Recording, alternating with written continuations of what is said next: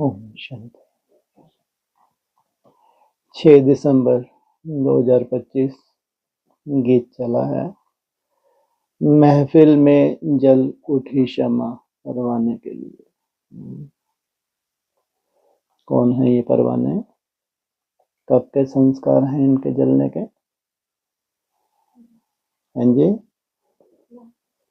हाँ, अनेक जन्मों के इनके संस्कार हैं।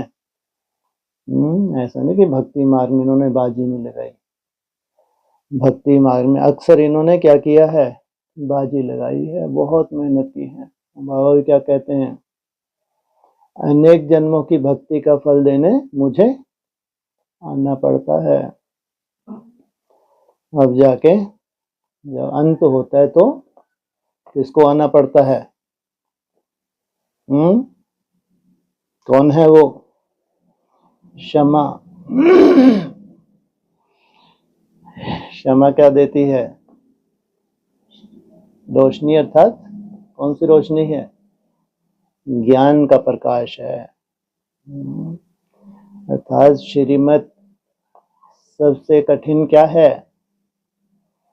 यथार्थ रूप से श्रीमत पे चलना। आकर्षण तो होती है, ऐसा कोई भी परवाना नहीं है जिसको आकर्षण ना हो, क्योंकि संस्कार है इनके अनेक जन्मों के। दुनिया के लिए आई है क्या? वो क्षमा दुनिया के लिए तो नहीं आई। इसलिए बाबा कहते खास में तुम बच्चों के लिए, आम भी दुनिया के लिए। जब तुम बच्चों की बात आती है तो जरूर अनेक जन्म की तपस्वी आत्माएं हैं, अनेक जन्मों के संस्कार हैं। उनके लिए कैसे चाहिए अभी?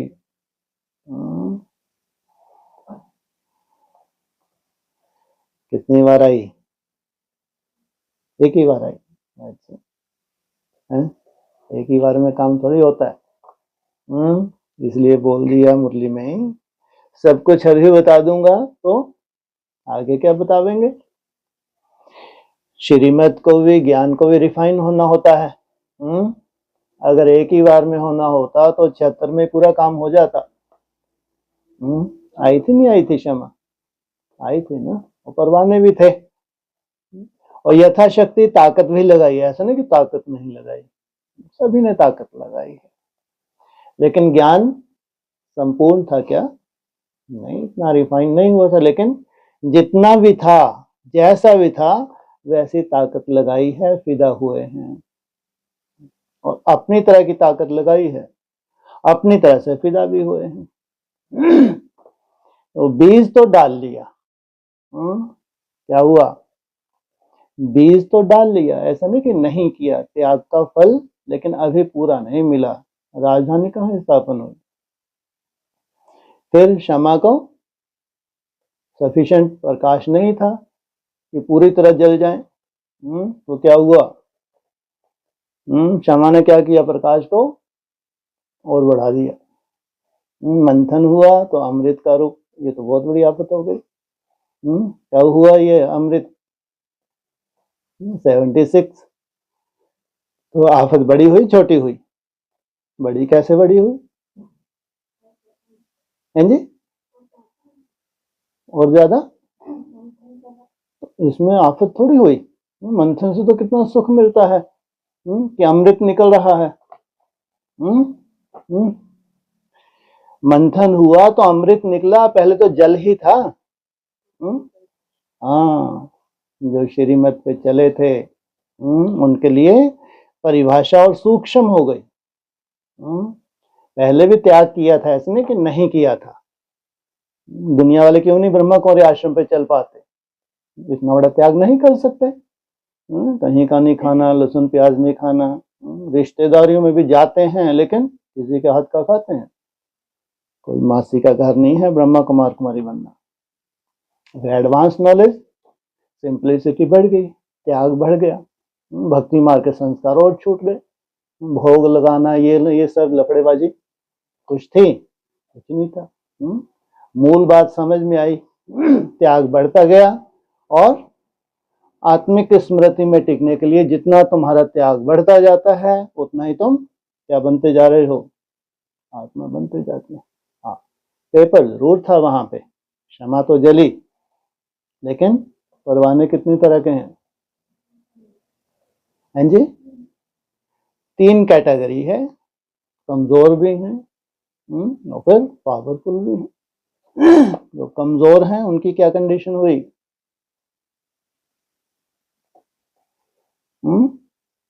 आकर्षण होके आए तो क्षमा की तरफ, किसको आकर्षण नहीं होती? सभी परवानों को आकर्षण होती है। लेकिन आते हैं, उड़ उड़ के आते हैं, लेकिन जैसे ही सेक लगा तो ऐसा जलन सी हुई, पीछे मुड़ के देखा ही नहीं। इसका मतलब ये नहीं कि वो नहीं चल रहे, लेकिन उतनी ताकत नहीं है। जैसा क्षमा पे आकर्षण थी, उतनी ताकत नहीं है, क्योंकि बहुत मुश्किल भाषा, इतना तो नहीं हो सकता। लेकिन फिर दूर रह के ऐसा नहीं चले, चलते रहे, लेकिन इतनी हिम्मत नहीं हो पाई कि जैसी रोशनी हमको आकर्षण कर रही है वैसा का वैसा पूरा धारण कर लें। तो वो फर्स्ट कैटेगरी बताई कि पीछे मुड़ के देखते नहीं, इतनी हिम्मत नहीं रखते कि जो हमको श्रीमत मिल रही है पूरी तरह से उस पर फिदा हो जाए, ये नहीं, अपने बस का नहीं, लेकिन चले हैं। सेकंड कैटेगरी, हाँ, चक्कर लगाने वाले के बहुत ज्यादा आकर्षण होती है, फिर जैसे ही सेक लगता है उतना श्रीमत पे नहीं चल पाते और फिर दूर हो जाते हैं, लेकिन फिर आकर्षण होती है कि नहीं, फिर बाजी लगाने के लिए आते हैं, फिर कोशिश करते हैं। क्षमा का तो वही रूप है, या तो मरो नहीं तो भगो, तो फिर भाग जाते हैं। फिर आकर्षण होती है तो बार बार उनको आकर्षण होती है और बार बार उनको वैसा नहीं चल पाते तो दूर हो जाते हैं। और इनके लिए चली है क्षमा, इनके लिए कौन सी कैटेगरी है? ये देवता धर्म की कैटेगरी है, ना आगे देखते हैं ना पीछे देखते हैं, कूद जाते हैं। अगर बुद्धि में यथार्थ रूप से तुम्हारे ज्ञान बैठा है, सच्चाई बैठ गई है कि आत्मा का कल्याण 5000 वर्ष में एक ही बार हुआ है, फिर तुम आगे पीछे नहीं देखते। फिर तो क्या अंजाम होगा उसकी परवाह नहीं। परवाना है, फिदा होगा तो जलेगा नहीं जलेगा? हाँ, सेक लगेगा नहीं लगेगा? श्रीमत पे चलना इतना आसान है क्या? इतना आसान नहीं है। सबसे बड़ा त्याग जो असंभव है, इच्छाओं का त्याग, ये क्षमा बता रही है कि तुमको जो ये ज्ञान की आकर्षण हो रही है, जो बार बार फिदा होने के लिए तुम आ रहे हो, इसमें तुमको कुछ भी मुश्किलात ना भासे। और सबसे बड़ी मुश्किल कौन सी दे दी? क्या करो? इच्छाओं का त्याग करो। इच्छा मात्रम अविद्या। बाप रे, मतलब क्या होता है इसका? जी, इच्छा होती क्या है? सोचो, उसकी भी अविद्या। बाप रे, ये तो समझ में आता है कि धीरे धीरे इच्छाओं का त्याग करते जाओ, लेकिन किस स्टेज तक जाना? इच्छा मात्रम अविद्या। इच्छा होती क्या है? ये हो सकता है क्या? इच्छाओं की उत्पत्ति कहां से होती है? देह के आधार से इच्छा है। अच्छा, आत्मा की कोई इच्छा नहीं होती? इच्छाएं उत्पन्न कहां से हो रही हैं? देह तो आधार बना लिए तुमने भोगने के लिए, मन से। मन बुद्धि क्या है? आत्मा ही तो है ना। सोचो, आप कल्पना करके देखो, आंख को अपनी तरह का रस चाहिए, इच्छा है। कान को अपनी तरह का रस चाहिए, इच्छा है। बच्चा है, उसको माँ चूमती है, रस चाहिए, इच्छा है। फूल सुगंध दे रहा है, आकर्षण होती है, सूंघते हैं, इच्छा है। अब जीवा, इच्छा है। इच्छाओं के प्रकार हैं, वो अपनी तरफ स्वाभाविक है उनका खींचना। ये कुछ ऐसा नहीं है कि क्यों खींच रहे हैं। खिंचावट होना स्वाभाविक ही है, अस्वाभाविक नहीं है। देह है तो आकर्षण है ही है, लेकिन अब कितना तुम इससे छूटे हो, ये तुम्हारे ऊपर डिपेंड करता है। अब सोचो, आत्मा को तो चाहिए ही चाहिए, सुख चाहिए ही चाहिए, और भगवान क्या कह रहा है? तुम्हारे में सब सुख है। तुम तो सागर हो, आत्मा सो परमात्मा। शास्त्र में क्या लिखा है? इसका जो जो तुमको आकर्षण बाहर हो रही है वो,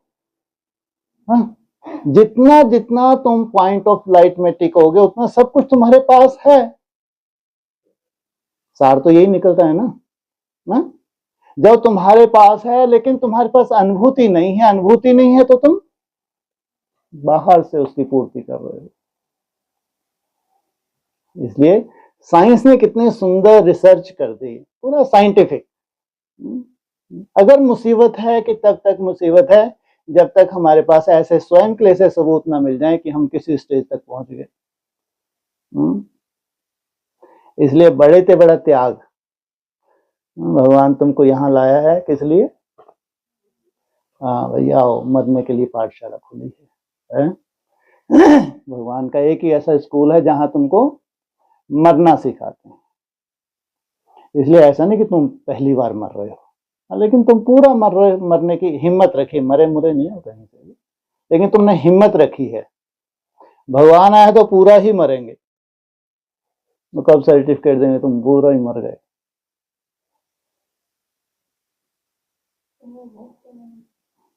रटा हुआ हकीकत है। अब सोचो कितनी बड़ी जीव है ये। कितने 3 इंच की होगी, 4 इंच की होगी, है ना? इससे ज्यादा तो नहीं है। इसी में सोचो कितने तरह के टेस्ट हैं। सोचो हर तरह का टेस्ट केवल जीव में है। इसको टच होता है तो यहां से इंफॉर्मेशन जाती है ऊपर, अंदर कुछ भी नहीं है, सब कचरा हो गया। बल्कि जितना तुमने खाया वो तुमको खा रहा है। सोचो जितनी तरह का तुमने खाया है उतनी तरह से वो तुमको खाएगा धीरे धीरे। केवल इसका खेल है बस। 3-4 इंच की जो जीव है, सोचो इसकी पूर्ति करने के लिए बस यहां से टेस्ट लिया, ब्रेन को पहुंचा, एक सेटिस्फेक्शन मिली, आहा मजा आ गया। वो खाने से पहले ही मजा आ गया जब थाली देखी। ये होती है भूख। अभी टेस्ट नहीं किया, सामने थाली आई, थोड़ा सा आंख ने देखा, आहा वहीं से शुरुआत हो गई। अभी भोग जब करेगी तब करेगी। सोचो ये इतनी सी जीवा है, वो इतना बड़ा तुम्हारा टारगेट। सोचो मेरे को बाप समान बनना है, इसका मतलब क्यों शास्त्रों में लिखा है कि ये आनंद तुम्हारे अंदर है? तो वो साइंस कम से कम हमको ये तो बता रही है कि कुछ रिलीज होता है। जब ब्रेन को इंफॉर्मेशन मिली है तो कुछ रिलीज होता है, कोई केमिकल रिलीज होता है, तुम तृप्त हो जाते हो। नहीं तो यहां से गया तो सब कचरा ही तो बन गया, एक सा ही तो हो गया। ये कुछ अलग अलग है, वो इस पार्ट में जाके सुख दे रहा है, वो इधर जाके सुख दे रहा है, ऐसा तो कुछ ही नहीं है ना। एक ही जगह गया और गुड़ गोबर हो गया सबका सब। अलग अलग कुछ बचा ही नहीं। चाहे घास फूस खाओ चाहे गुलाब जामुन खाओ, अंदर जाके एक ही हो रहा है। लेकिन बस जो रिलीज हुआ है जिससे तुम्हारी सेटिस्फेक्शन, क्या वो ध्यान में नहीं हो सकता रिलीज? इतनी हिम्मत चाहिए ना, उसको रिलीज होने में टाइम लगता है। ये वैसा तुम्हारा ध्यान हो, वैसे तुम्हारी एकाग्रता हो। क्यों योगी के सामने सब कुछ रखा होता है, क्यों आकर्षण उसको नहीं होती? वो योग नहीं है कि तुमको आकर्षण हो रही है, तुमने किनारा कर रखा है। हाँ फर्स्ट स्टेज है तुम्हारी, इच्छाएं हो रही हैं लेकिन तुम इच्छाओं से दूर जाते हो क्योंकि तुम्हारा लक्ष्य है। लेकिन ये यथार्थ नहीं है। स्टेज कहां तक तुम्हारे सामने हो, लेकिन अब कहीं ना कहीं जरूर तुम्हारी सेटिस्फेक्शन को हो या इंटरनल तुम्हारी स्टेज को हो, अब अंदर से ही उत्पन्न नहीं हो रही है। ऐसा नहीं कि बीमार पड़ गए, खाओगे तो बीमार हो जाओगे। सोचो इच्छा मात्रम अविद्या, इच्छाएं होती क्या हैं और तुमको ये मालूम ही नहीं। ये है हमारी क्षमा। ऐसे चाहिए उसको परवान। और प्राप्ति कितनी बड़ी है। इसका मालिक बनते हो, अरे कुछ भी नहीं है वैल्यू विषय की, ब्रह्मांड का मालिक। भगवान के महावाक्य हैं, इच्छाओं का त्याग किया तुमने। इच्छाओं का जो असंभव है, दुनिया के लिए असंभव है, लेकिन ब्राह्मणों ने किया है। हाँ, कहाँ तक की है ये बात अलग। ब्रह्मा कुमारीज में, फिर एडवांस में जब हमारा त्याग बढ़ा तो वहां भगवान ने बताया कि कोई एक छोटा सा ग्रुप है जिसके लिए रिफाइन किया था।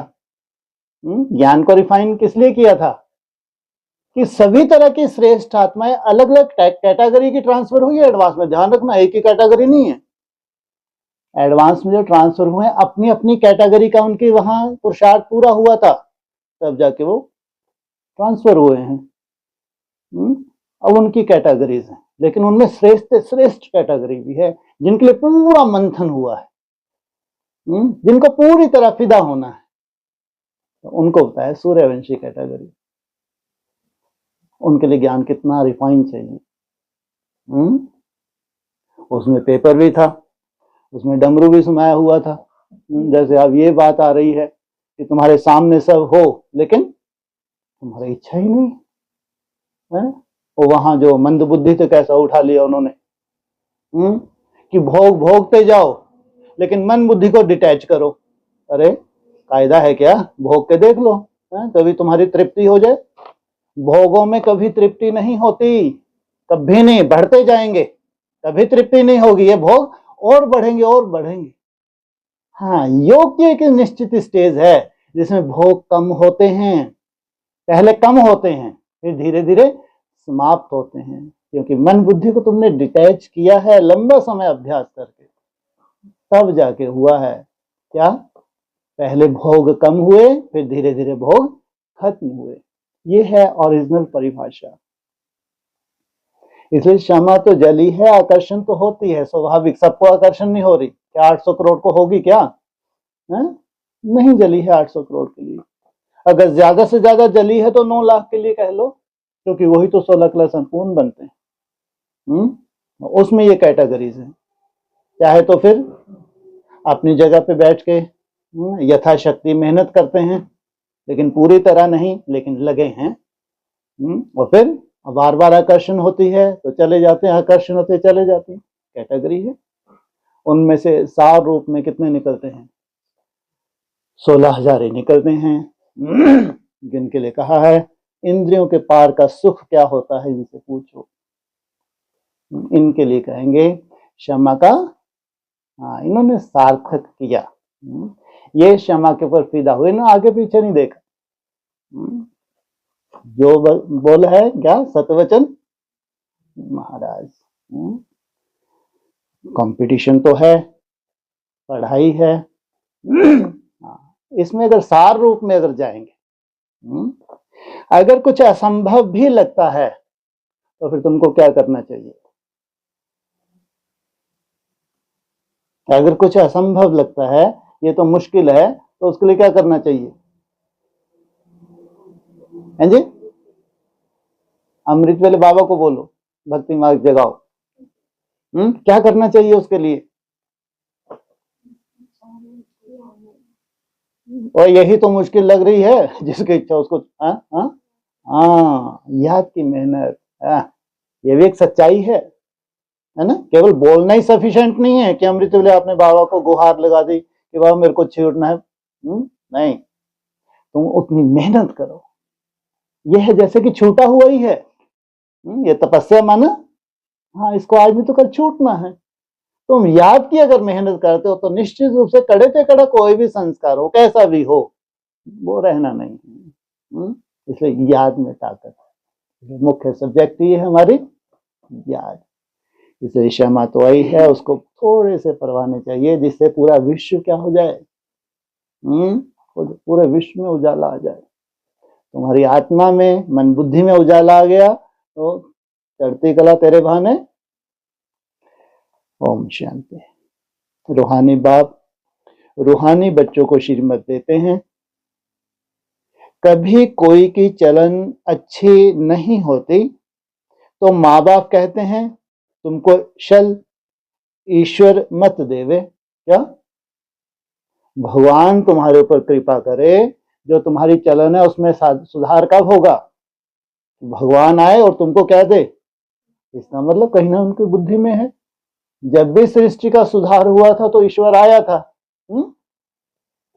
विचारों को यह पता नहीं है कि ईश्वर सचमुच मत देते हैं, वो तो कहने से कह देते हैं।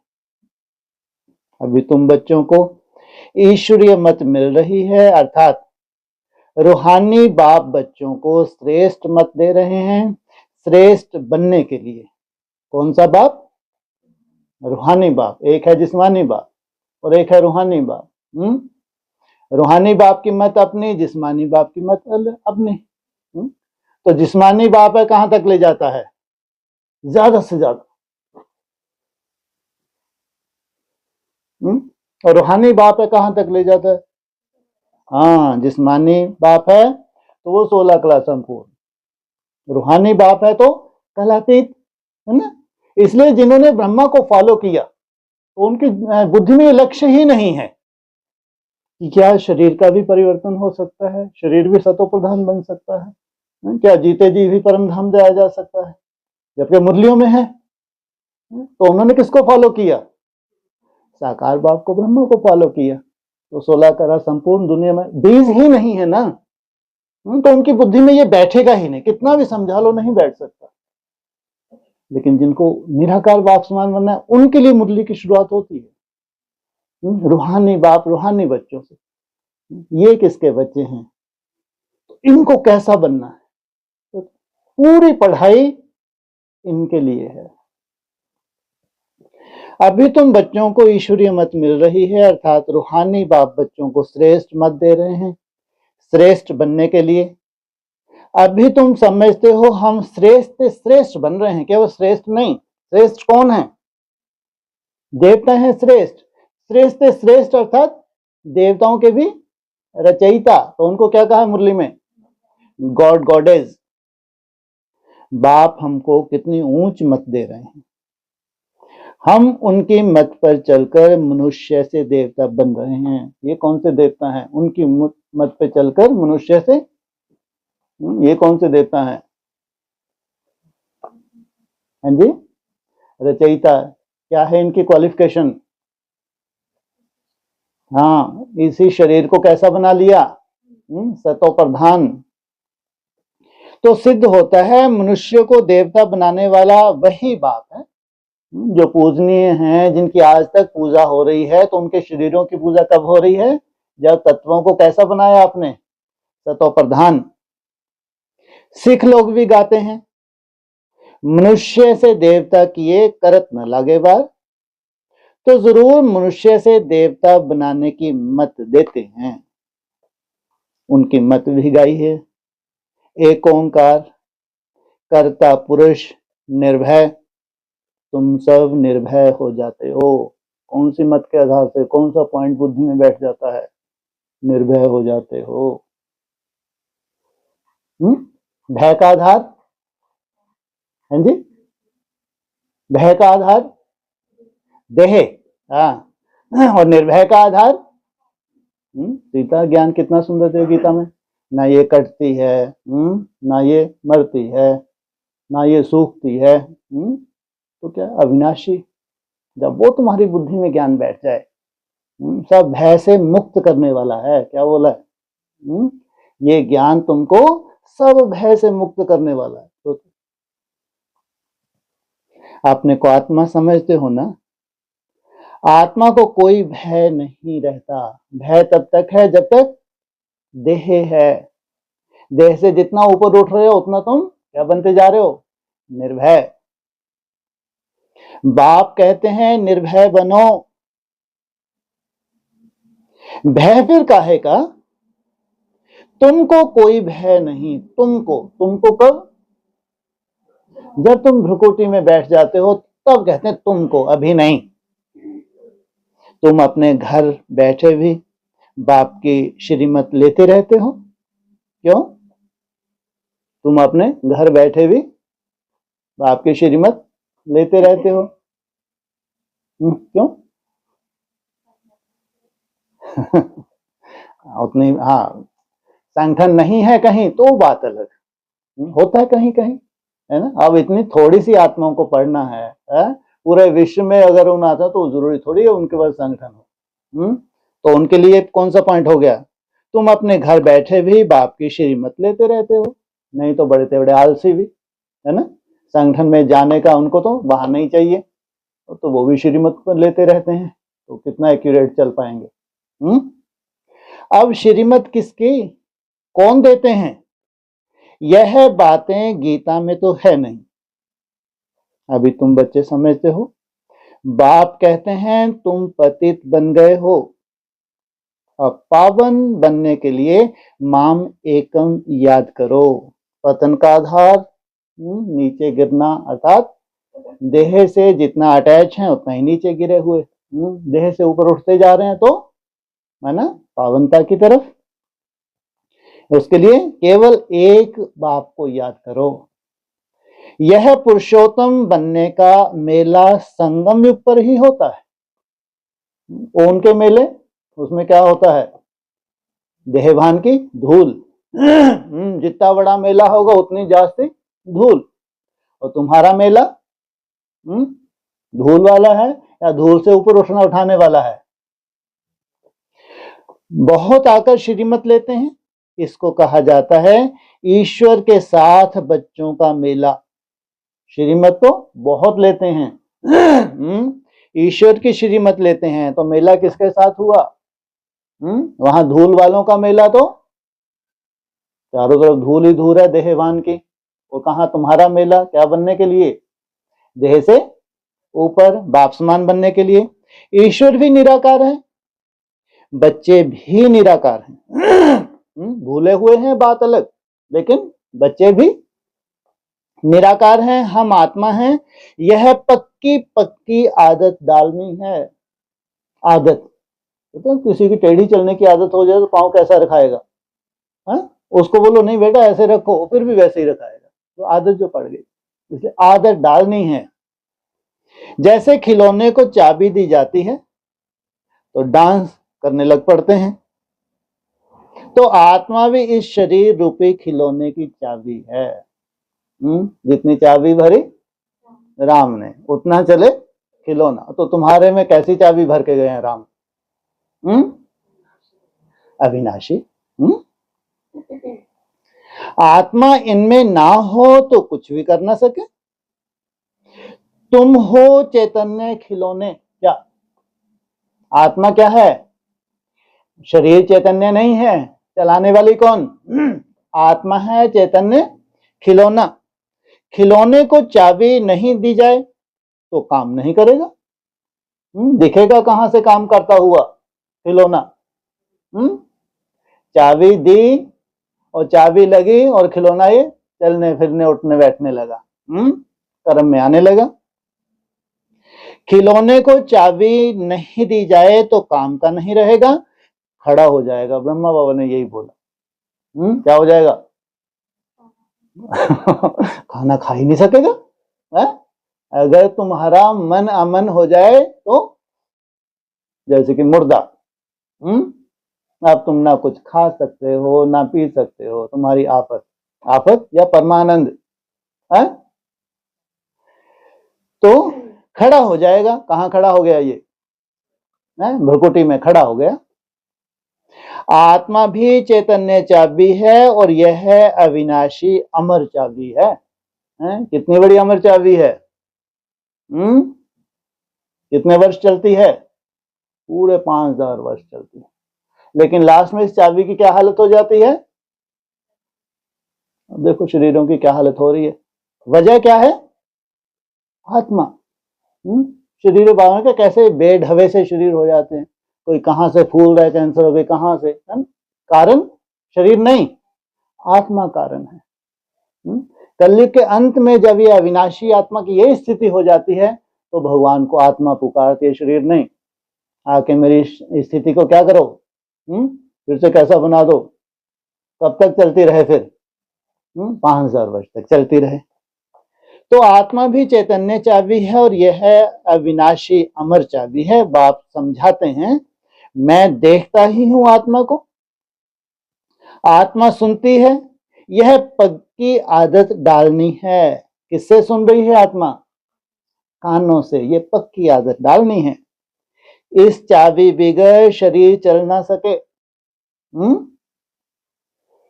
इनको भी चाबी अविनाशी मिली हुई है। 5000 वर्ष इसकी चाबी चलती है। चैतन्य चाबी होने के कारण चक्र फिरता ही रहता है। यह है चैतन्य खिलौने। जितने भी हैं ये क्या हैं? चैतन्य खिलौने। बाप भी चैतन्य आत्मा है। जब चाबी पूरी हो जाती है फिर बाप नए सिर युक्ति बताते हैं कि मुझे याद करो, तो फिर चाबी लग जाएगी, अर्थात आत्मा तमो प्रधान से सतो प्रधान बन जाएगी।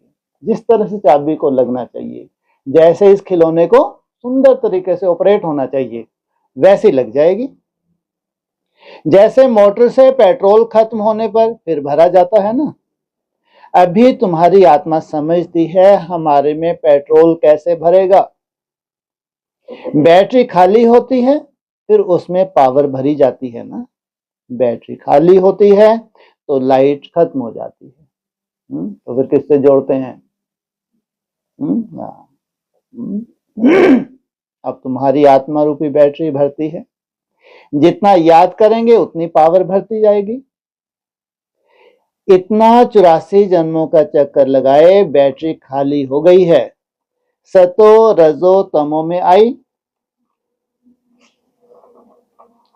अब फिर बाप आए हैं चाबी देने अथवा बैटरी को भरने। पावर हाउस कौन है? शिव बाबा। और ये कंडीशन भी बताते हैं। इसलिए कहते हैं अपने को आत्मा समझ। रबर से रबर जोड़ दी तो करंट प्रवेश होने वाला नहीं है।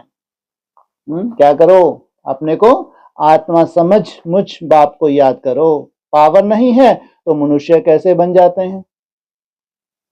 कैसे हो जाते हैं? आज के मनुष्य कैसे हैं? कितने कमजोर हो गए। उनको यही स्वर्ग भास रहा है।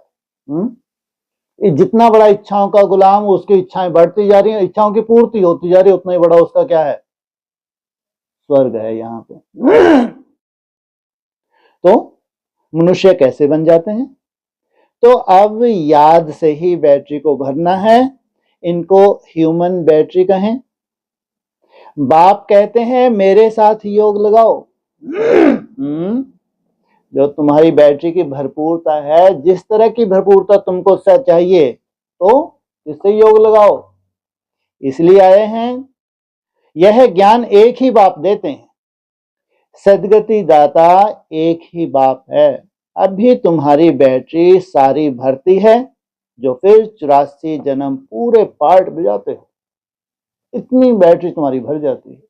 पूरे 84 जन्म, माना कितना भी कम नहीं होना चाहिए। ओम शांति। हाँ, क्या बोला? नहीं, आप नहीं हो, पीछे वाला जी। आप तो बढ़िया बैठे हैं।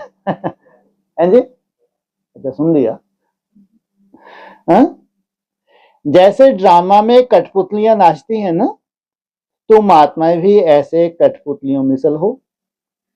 ऊपर से उतरते 5000 वर्ष में एकदम नीचे आ जाते हो, फिर बाप आकर ऊपर चढ़ाते हैं। जहां से उतरे हो वहीं बाप तुमको वहां तक ऊपर चढ़ा देते हैं। वह तो एक खिलौना है।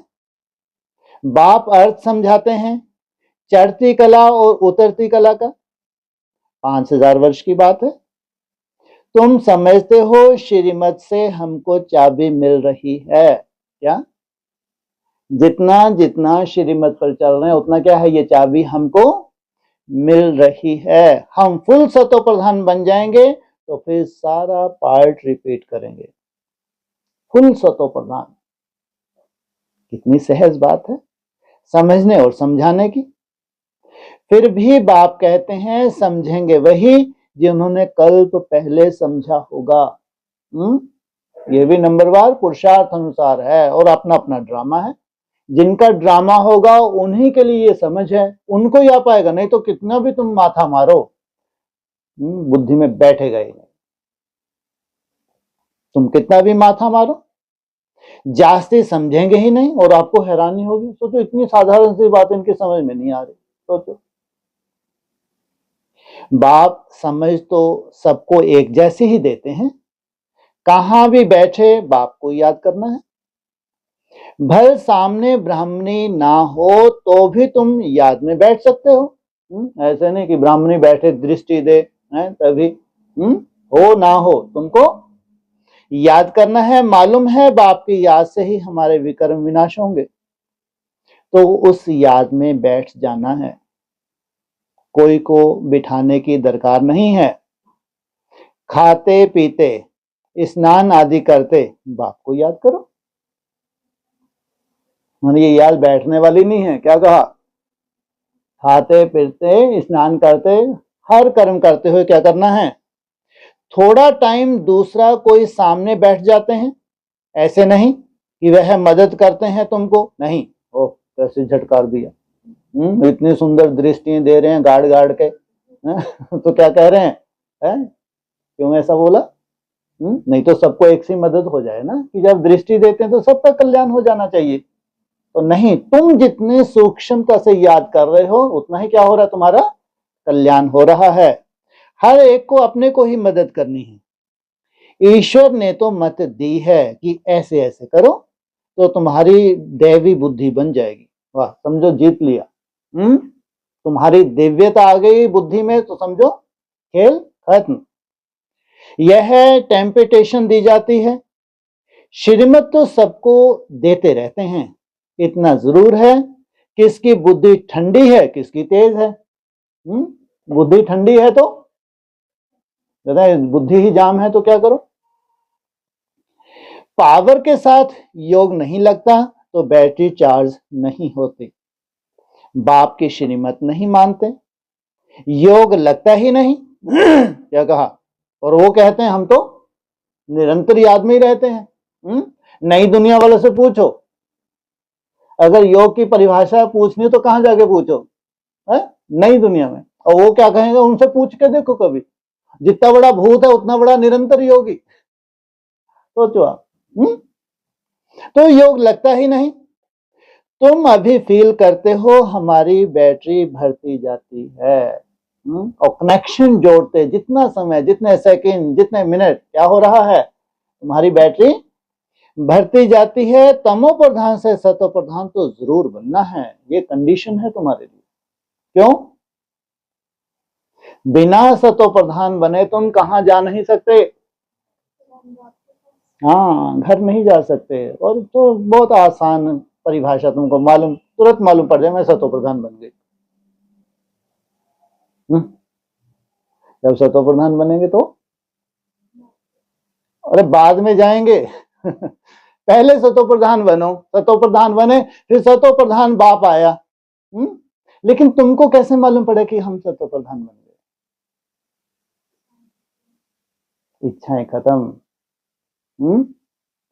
कहां तक पहुंच गए? एक ही महामंत्र मिला था जब से हमने ज्वाइन किया था। अच्छा, ऐसा होता भी है। जैसे डॉक्टर बनने जाते हैं तो पहले से वो 1 सेकंड में मालूम है कि ये बीज डल गया, डॉक्टर भी बनना ही है भैया, साइंटिस्ट बनना ही है, इंजीनियर बनना ही है, IAS, मतलब बीज ही है ना। इसलिए तुमको आते से घुट्टी पड़ा दी है, क्या बनना है तुमको, आज नहीं तो कल अब होता है ना, मरने आए हो।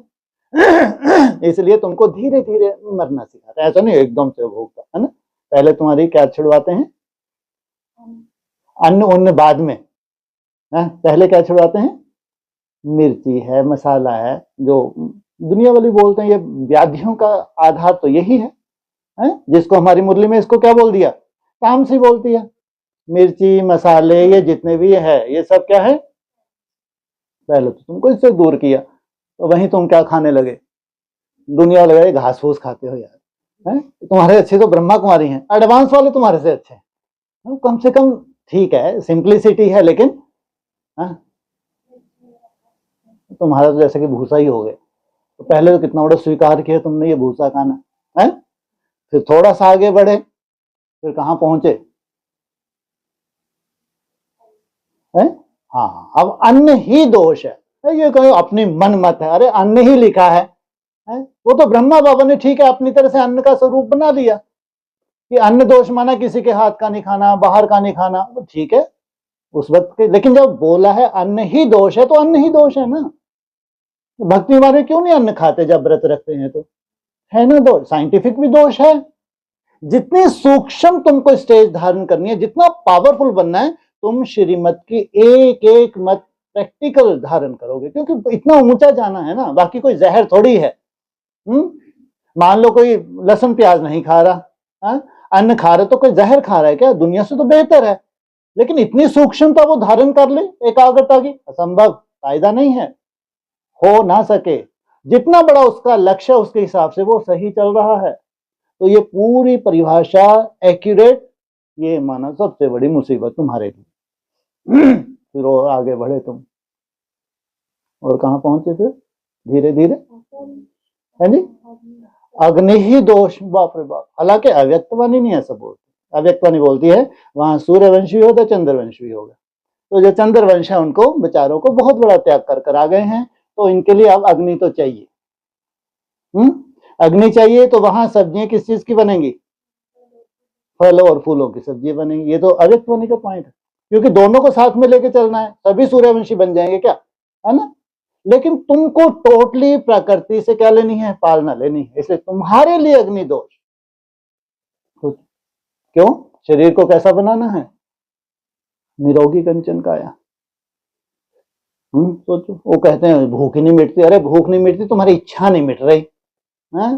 प्रकृति से तो फल तो है, थोड़ा सा लोगे उसके बाद पेट बाहर तक आने लगेगा। पेट नहीं, क्या फल ही बाहर आने जाएगा ही नहीं है? तो नहीं जा रहा तो थोड़ा सा काला नमक डाल लो, थोड़ा सा उसमें क्या डाल लो, नींबू डालो, और डकार जाओगे। तो ये जो तुमने डकारा, ये तुम्हारी भूख नहीं थी, ये इच्छा थी। नई दुनिया बस ये अंतर समझ में आ जाता है कि भूख और इच्छा में अंतर क्या होता है। जिसकी समझ में बैठ गया तो वो जलवा दिखाएंगे आगे चल के, योग से नहीं कि नहीं हम बहुत बड़े जब योगी बनेंगे तब जाके हमारा जलवा होगा। ये मूर्खता है।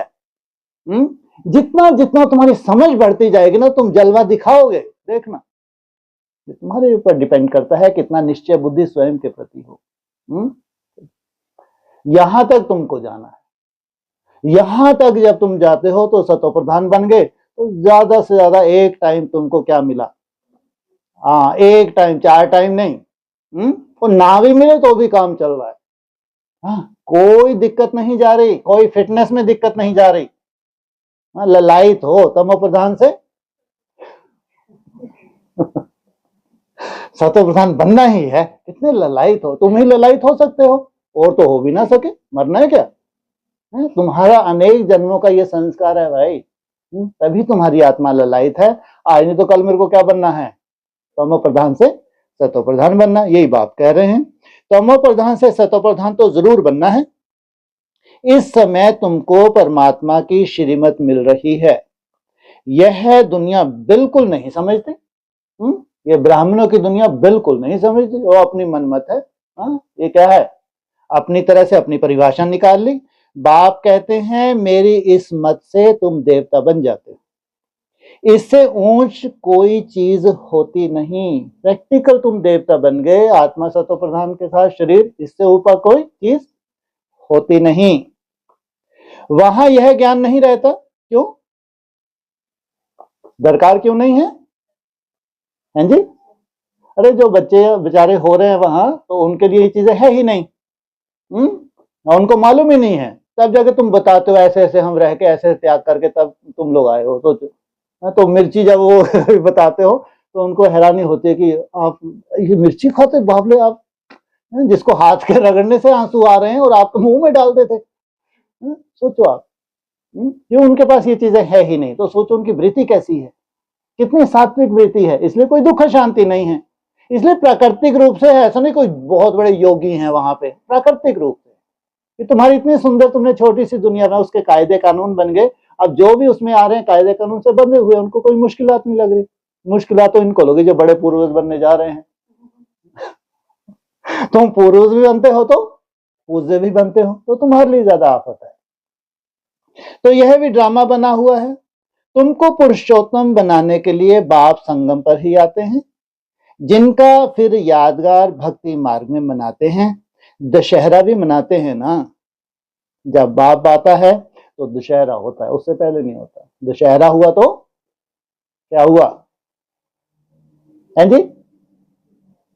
अरे दीपावली तो बाद में, जब दशहरा हुआ तो क्या हुआ? रावण जला। तो रावण कैसे जला? है जी? हाँ हाँ, भक्त दुनिया से पूछ लो। हाँ, रावण जला तो ज्ञान के हिसाब से रावण जला, कैसे मानो रावण जला? हाँ, 5 विकारों को जीता, ये आधा रावण जला है। चित्र, हाँ, 5 तत्वों का हमारी जो चित्र बना हुआ है ना, 5 विकार और 5 तत्व, इसको कहें रावण को जीतना। ये तभी होता है जब बाप आते हैं। तो 5000 वर्ष बाद हर बात रिपीट होती है। तुम बच्चों को ही यह ईश्वरीय मत अर्थात श्रीमत मिलती है, जिससे तुम श्रेष्ठ बनते हो। तुम्हारी आत्मा सतो प्रधान थी, वह उतरते उतरते तमो प्रधान भ्रष्ट बन जाती। तुम्हारी आत्मा, हाँ, सबकी नहीं। इसलिए तुमको आकर्षण होती कि मेरे को सतो प्रधान बनना ही है। फिर बाप बैठ ज्ञान और योग सिखाकर सतो प्रधान श्रेष्ठ बनाते हैं, बतलाते हैं तुम सीढ़ी नीचे कैसे उतरते हो। ड्रामा चलता रहता है। इस ड्रामा के आदि मध्य अंत को कोई भी नहीं जानते। बाप ने समझाया है, अब तुमको स्मृति आई है ना। हर एक के जन्म की कहानी तो सुना नहीं सकेंगे, लिखी नहीं जाती है जो पढ़कर सुनाई जाए। यह बाप बैठ समझाते हैं। क्या समझा दिया मोटे रूप में? कि सतयुग में तुम्हारी दशा, कितने जन्म, फिर त्रेता, फिर द्वापर, कलयुग, तो वो तुमको एक मोटा मोटा समझा दिया। यह बाप बैठ समझाते हैं, अभी तुम सो ब्राह्मण बने हो तो फिर सो देवता बनना है, ये है सो हम। बाप ने समझाया है, ब्राह्मण, देवता, क्षत्रिय, तीनों धर्म मैं स्थापन करता हूं। कितने धर्म? तीनों धर्म। लेकिन ब्राह्मण तो पहले सभी बनते हैं, उसके बाद 2 में कन्वर्ट हो गए, या तो देवता या तो फिर क्षत्रिय। अभी तुम्हारी बुद्धि में है, हम बाप द्वारा ब्राह्मण वंशी बनते हैं, फिर सूर्यवंशी, चंद्रवंशी बनेंगे। ब्राह्मण तो सबको बनना पड़े। जो नापास होते हैं वह चंद्रवंशी बन जाते हैं। किसमें नापास? पहली बार है, अति सुंदर। ये नई दुनिया का मंथन तो अक्सर होता है, लेकिन इस साकार मुरली में पहली बार सुन रहे हैं। किसमें नापास? योग में। सोचो, वो कहते राम फेल हुआ, फेल हुआ है? अरे किसमें फेल हुआ? और किसके मुकाबले में फेल हुआ? तो तुम बन जाओ ना कोई, किसी में हिम्मत हो तो बन के दिखा दे। अगर इतना नाम वाला है राम का, तो फेल हुआ तो कृष्ण के मुकाबले में फेल हुआ। कोई भगवान कहा जाता, कोई बन के तो दिखा दे। तो कैसे ब्रह्मा को सब की सब, ओह राम फेल हो गया, हमको राम नहीं बनना है, अच्छा बन जा। आज भगवान ने खोला योग में, माना योग की पराकाष्ठा धारण नहीं की, लेकिन 2 नंबर में उसी ने धारण की, दूसरा कोई धारण कर ही नहीं सकता। अगर मर्यादा पुरुषोत्तम है तो उसके बिना कौन धारण कर सकता है भाई? कायदा नहीं है। दोनों में क्या अंतर है? एक है पुरुषोत्तम और दूसरा है मर्यादा पुरुषोत्तम। सोचो, खेल किस बात का है? मुख्य मन बुद्धि का पूरा खेल है।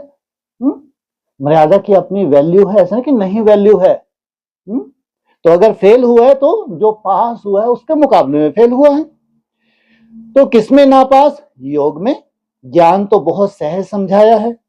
कैसे तुम 84 का चक्कर लगाते हो? मनुष्य तो 84 लाख कह देते हैं तो कितना दूर चले गए, कहां चले गए? किस आधार से? 84 लाख। अभी तुमको मिलती है ईश्वरीय मत। ईश्वर तो आते ही एक बार है, तो उनकी मत भी एक ही बार मिलेगी। एक देवी देवता धर्म था, जरूर उन्हों को ईश्वरीय मत मिली थी। उसके आगे तो हुआ संगम युग।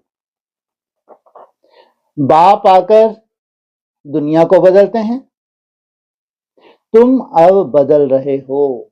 क्या? दुनिया को बदल रहे हैं कि तुम बदले तो क्या हो गया? पूरी दुनिया बदल गई।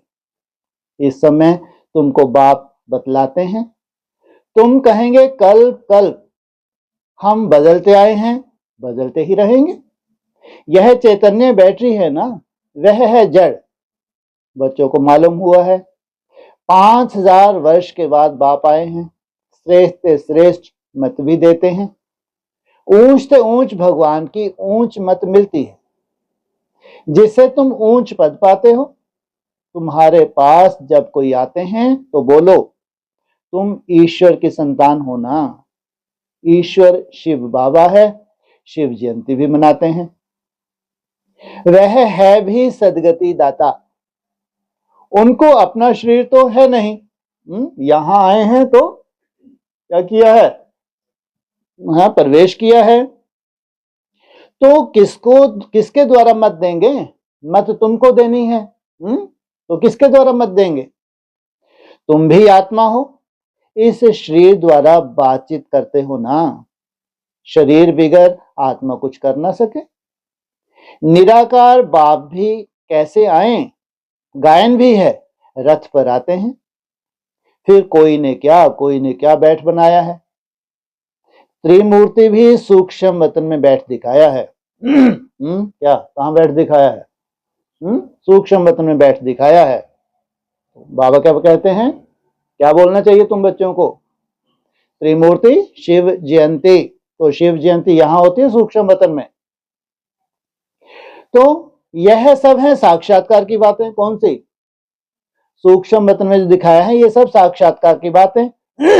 बाकी रचना तो सारी यहां है ना। तो त्रिमूर्ति कहां?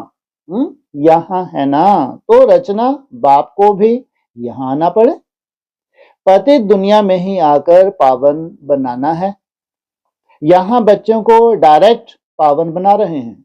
क्या यहां बच्चों को डायरेक्ट पावन बनाएंगे तो कैसा पावन बनाएंगे? जैसा बाप है। इसलिए इन बच्चों के लिए क्या बोला? कहा है इम्प्योरिटी, व्यर्थ संकल्प भी क्या है? इम्प्योरिटी है। तो समझते भी हैं फिर भी ज्ञान बुद्धि में बैठता नहीं, कोई को समझा नहीं सकते। श्रीमत को उठाते नहीं तो श्रेष्ठ से श्रेष्ठ बन नहीं सकते। जो समझते ही नहीं वह क्या पद पाएंगे? जितना सर्विस करेंगे उतना ऊंच पद पाएंगे। बाप ने कहा है हड्डी हड्डी सर्विस में देनी है। दधीची ऋषि मिसल क्या करना है? हड्डी हड्डी। तुम्हारे हड्डियों से फिर क्या बना लेंगे? वज्र। किसके हाथ में दे देंगे? इंद्र के हाथ में दे देंगे। तो उन सब की मुसीबत है या उन सब की सेफ्टी? वज्र से किनकी सेफ्टी हुई? देवताओं। क्या है ये वज्र?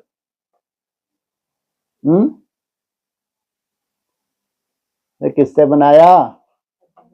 किसकी हड्डियां? दधीची ऋषि की। कैसे दी इसने बेचारे ने हड्डियां?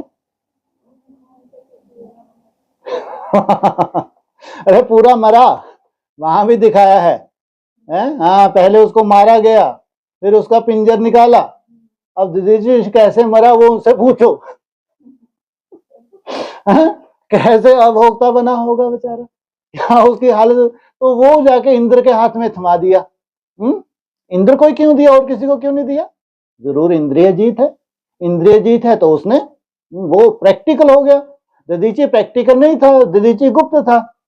प्रैक्टिकल जिसके बुद्धि रूपी हाथ में आ गया, जिसने पहले पहले फॉलो किया। तो हड्डी हड्डी सर्विस में देनी है, ऑलराउंड सर्विस करनी है। ऐसे नहीं प्रदर्शनी दी, मेले कर दिए। ये क्या है? ऑलराउंड माना यहां तक हड्डी हड्डी तुम्हारी स्वाहा हो जाए, क्या बचे? कुछ तो बचेगा, आत्मा ही बचेगी। तुमने पूरी हड्डियां दे दी, तो क्या बचा? तुम बचे। तो बाप की सर्विस में हम हड्डी देने भी तैयार हैं। है?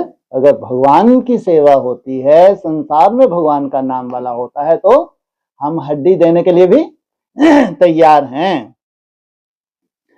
बहुत बच्चियां तड़पती रहती हैं सर्विस के लिए, बाबा हमको छुड़ाओ तो हम सर्विस में लग जाएं, जिससे बहुतों का कल्याण हो। सारी दुनिया तो जिस्मानी सेवा करती है, उससे तो सीढ़ी नीचे ही उतरते आते हो। अभी इस रूहानी सेवा से चढ़ती कला होती है। हर एक समझ सकते हैं यह फलाने हमसे जास्ती सर्विस करते हैं। सर्विसेबल अच्छी बच्चियां हैं तो सेंटर भी संभाल सकती हैं। क्लास में नंबरवार बैठते हैं, यहां तो नंबरवार नहीं बिठाते, फंक हो जाएंगे। वहां क्लास में होते हैं, इनको आगे बिठाते हैं। और यहां फंक क्यों हो जाएंगे? नहीं, सब में देहमान है, क्यों फंक हो जाएंगे? हाँ, अभी किसी की रिजल्ट नहीं निकली है, अप डाउन में है, लेकिन फिर मुरली में क्या बोला, आगे चल के कायदे निकल पड़ेंगे। कायदे नहीं तो वैसे ही कायदे बन जाएंगे, बिठाने के भी कायदे बन जाएंगे। इसलिए कुछ दिन पहले मुरली ने क्या बोला था, तुम्हारे कानून कायदे क्या होते जाएंगे, और कड़क होते जाएंगे। तो सर्विस नहीं करते तो जरूर पद भी कम हो जाएगा। पद नंबरवार बहुत है ना, परंतु वह है सुख धाम, यह है दुख धाम। वहां बीमारी आदि कोई होती नहीं, बुद्धि से काम लेना पड़ता है। समझना चाहिए हम तो बहुत कम पद पा लेंगे, क्योंकि सर्विस तो करते नहीं है। ऊपर क्या बोला, वहां बीमारी आदि कोई होती नहीं, इसका मतलब वहां उसकी अपेक्षा दूसरा कहां होना चाहिए दुनिया में।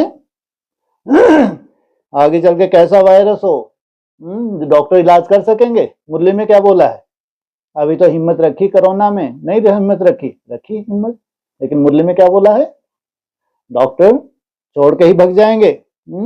लेकिन क्या कहा, वहां बीमारी आदि होती नहीं, बुद्धि से काम लेना पड़ता है। समझना चाहिए हम तो बहुत कम पद पालेंगे, क्योंकि सर्विस तो करते नहीं है। सर्विस से ही पद मिल सकता है क्या? तुमको दूसरे फॉलो करें तो सर्विस से ही पद मिलता है। अपनी जांच करनी चाहिए। हर एक अपनी अवस्था को जानते हैं।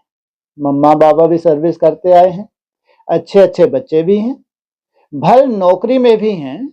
उनको कहा जाता है हाफ पे पर भी छुट्टी लेकर जाए, सर्विस करो, हर्जा नहीं। कमाल है। मेडिकल लीव में चले जाओ, बैठ के धुनी रमा दो। जो बाबा के दिल पर सो तौसी तख्त पर बैठते हैं, वाह। नंबरवार पुरुषार्थ अनुसार कहां बैठते हैं? तौसी तख्त पर, जो दिल पर, वो सबसे ऊंचा तख्त कौन सा है? ताया जी का। चाचा जी का तख्त उससे नीचा, तो ताऊ जी के तख्त के ऊपर क्या है? परम धाम। इसलिए मुरली में चाचा किसको बताया है? विष्णु को। ताऊ किसको बताया है? शंकर को। उसके ऊपर क्या है? परम धाम। तो ताऊ सी तख्त। तो नंबरवार पुरुषार्थ अनुसार ऐसे ही विजय माला में आ जाते हैं, अर्पण भी होते हैं, सर्विस भी करते हैं। कोई तो भल अर्पण होते हैं, सर्विस नहीं करते, तो पद कम हो जाएगा ना। यह राजधानी स्थापन होती है श्रीमत से, ऐसा कभी सुना है? अथवा पढ़ाई से राजा स्थापन होती है, यह कभी सुना, कभी देखा? हाँ, दान पुण्य करने से राजा के घर जन्म ले सकते हैं। जो पिछला कायदा था वो क्या था, जिन्होंने बहुत दान पुण्य किया तो राजा के घर जन्म ले लेते थे। लेकिन ऐसी पढ़ाई कभी भी पढ़ाई नहीं, ना ईश्वर आया था, ना पढ़ाई थी। बाकी पढ़ाई से राजाई पद कैसे पाए, ऐसे तो कभी सुना ही नहीं होगा। यहाँ सुना है कैसे राजाई पद पाए, किस आधार से? पढ़ाई से। है क्या पढ़ाई राजाई के लिए? हाँ, रूलिंग और कंट्रोलिंग पावर, तुम्हारी मन बुद्धि का उसके कंट्रोलिंग और रूल करना अगर तुमको आ गया, तो वो संस्कार तुम्हारे अनेक जन्म चलते हैं, किसको पता भी नहीं। बाप समझाते हैं तुमने ही 84 जन्म लिए हैं, तुमको अब ऊपर जाना है। तुमको, जिन्होंने पूरे 84 जन्म लिए हैं, उनको कहां जाना है? ऊपर। क्या है? परम धाम। है बहुत इजी। अच्छा, कहां जाना आसान है? ऊपर जाना आसान है बहुत इजी। तुम कल्प कल्प समझते हो, नंबरवार पुरुषार्थ अनुसार। बाप याद प्यार भी नंबरवार पुरुषार्थ अनुसार देते हैं। बहुत याद प्यार उनको देंगे जो सर्विस में है। तो अपनी जांच करनी है कि मैं दिल पर चढ़ा हूं, माला का दाना बन सकता हूं, अन्न पढ़े जरूर, पढ़े के आगे भरी ढोएंगे। बाप तो समझाते हैं बच्चे पुरुषार्थ करें, परंतु ड्रामा में पार्ट नहीं है तो फिर कितना भी माथा मारो चढ़ते ही नहीं, कोई ना कोई ग्रहचारी लग जाती है। देह अभिमान से ही फिर और विकार आते हैं। सबसे बड़ा क्या है? देह अभिमान। मुख्य कड़ी बीमारी देह अभिमान की है। सतयुग में देह अभिमान का नाम ही नहीं होगा। वहां तो है ही तुम्हारी प्रारब्ध। क्या यहां जैसी तुमने प्रारब्ध बनाई है उसकी भोगोगे कहां? सतयुग में वहां तो है ही तुम्हारी प्रारब्ध। यह यहां ही बाप समझाते हैं और कोई ऐसी श्रीमत देते नहीं कि अपने को आत्मा समझ माम एकम याद करो। सतयुग में देह अभिमान का नाम भी नहीं होगा। अच्छा, खाना कैसे खाएंगे? अरे जूस तो पियोगे नहीं पियोगे?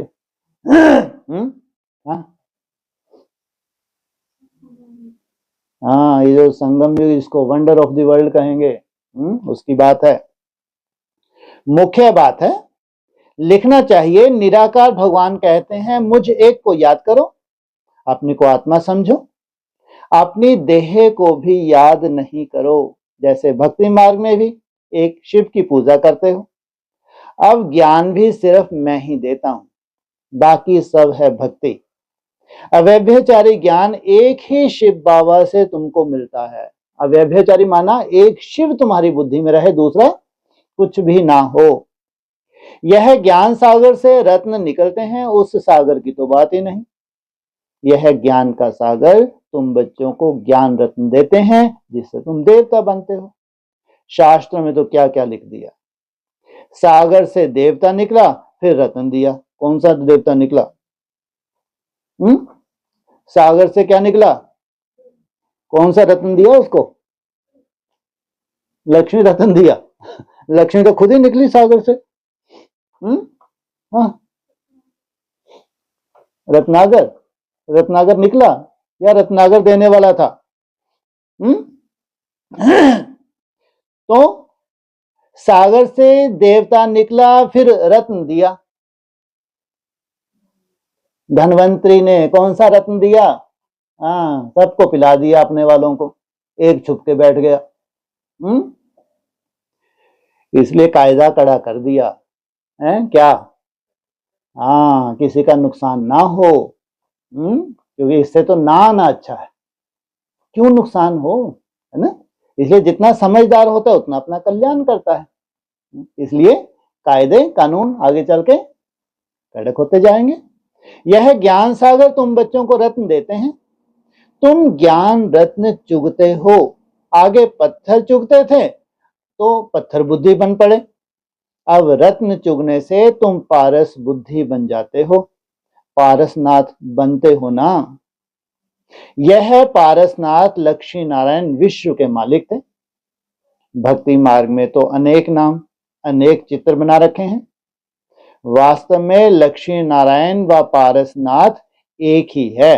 कहाँ है पारसनाथ का मंदिर? जहां नई दुनिया की पालना होती है, नेपाल। नेपाल में पशुपति नाथ का मेला लगता है, वह भी पारसनाथ ही है। कहाँ पशुपति नाथ? वह भी क्या? पशुपति नाथ का मतलब क्या? पशु जैसी आत्माओं को उनका नाथ है। पशुपति नाथ में क्या है? भैंसे की पीठ है या टॉप है? पीठ है। सोचो, नेपाल में पशुपति नाथ का भी मेला लगता है, और उधर केदारनाथ में क्या है उसका? टॉप। तो मेला लगता है, वह भी पारसनाथ ही है। तो कहाँ पारसनाथ?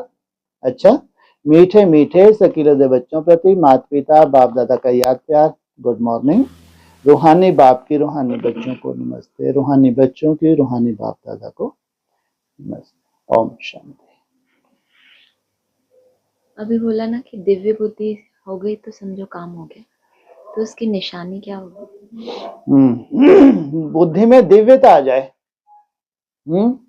दिव्यता क्या होती है भाई? दिव्यता देवताई बुद्धि। और मनुष्यों की बुद्धि कैसी होती है? मनुष्यों की बुद्धि देह से युक्त है तो मनुष्य है, देह से ऊपर उठा है तो कुछ ना कुछ दिव्यता धारण की है। तो बुद्धि की तो पूरी कमाल है। किसकी बुद्धि से क्या क्या होता है? सबसे पहले दिव्यता का आधार तुम्हारी डायरेक्शन फॉलो करना, निर्णय लेना। और फिर बुद्धि का लास्ट काम कौन सा है? विजन। तो पहले तो डिसीजन।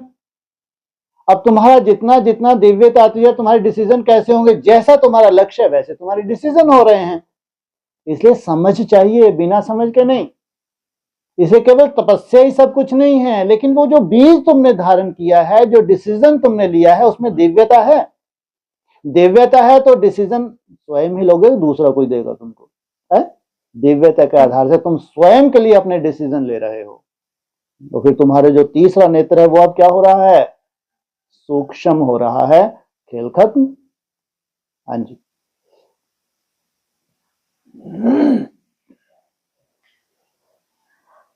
भाई साहब, वरदानी आत्मा क्या है और वरदानी हाथ कौन से हैं और कौन से भक्त की बात कर रहे हैं? हाँ जी। जो फ्राइडे की ड्रिल है ना हमारी, हाँ जी। हाँ उसमें मुझे ये समझना है कि वरदानी आत्मा क्या है, हाँ जी। हाँ वरदानी हाथ कौन से हैं और कौन से भक्त की बात कर रहे हैं? कौन से भक्त, उसमें भक्त भक्त हाँ शब्द हाँ का यूज किया है। हाँ हाँ, यस यस। अच्छा, ड्रिल की बात कर रहे ड्रिल की बात है ना? बाबा तुमको भी कहते हैं, पहले तुम बनते हो ज्ञानी, फिर तुम ज्ञान बांटते हो, उसके बाद तुम्हारा स्वरूप महादानी। महादानी में ज्ञान तो एक छोटा रूप था, महादान माना अब तुम अनेकों को एक साथ क्या कर सकते हो? दान दे सकते हो। सबसे ऊपर तुम्हारा स्वरूप कौन सा रखा है? वरदानी स्वरूप। तो वरदानी अर्थात तुम्हारी एकाग्र मन बुद्धि के द्वारा जिनके प्रति तुमने शुभ संकल्प किया, वो तुम्हारा संकल्प सार्थक होने लगा। वो जो ड्रिल है उसमें तो भक्ति मार्ग की तरह हमको प्रैक्टिस कराई गई कि जैसे बाबा मतलब अव्यक्त ने बोलते आगे चल के भक्तों की लाइन लगेगी, है ना? तो तुम्हारा वरदानी स्वरूप हुआ तो उनको साक्षात्कार हो रहे होंगे। तो उन्होंने स्थूल हाथ दिखा दिया, लेकिन वास्तव में हाथ कौन सा है? तुम्हारा बुद्धि रूपी हाथ है, जिससे तुम क्या करते हो? दूर बैठे हुए आत्मा को क्या देते हो? आशीर्वाद देते हो। तो वो एक भविष्य की सीन दिखाई अव्यक्त वाणियों में कि कैसे भक्तों की लाइन लगती है, फिर कैसे तुम्हारे द्वारा उनको वरदान मिलते हैं। मैं कोई स्थूल हाथ की बात नहीं, उन्होंने चित्र बनाया तो स्थूल हाथ दिखा दिया, लेकिन है बुद्धि रूपी हाथ। स्थूल हाथ हो तो होगा जो सामने है उन्हीं को ही मिल सकती है क्या में, लेकिन बुद्धि रूपी हाथ से क्या कर सकते हैं? विश्व के किसी भी कोने में तुम बांट सकते हो। तो ये है तुम्हारा वरदानी स्वरूप। जब एकाग्रता की पराकाष्ठा होती है तो फिर तुम वरदान देते हो। हाँ जी। फिर उसमें जड़ शरीर की भी बात की है, जड़ शरीर से ऊपर की ओर जाते हैं। हाँ, तुम्हारा सूक्ष्म शरीर है, अब वो है जड़ मूर्ति।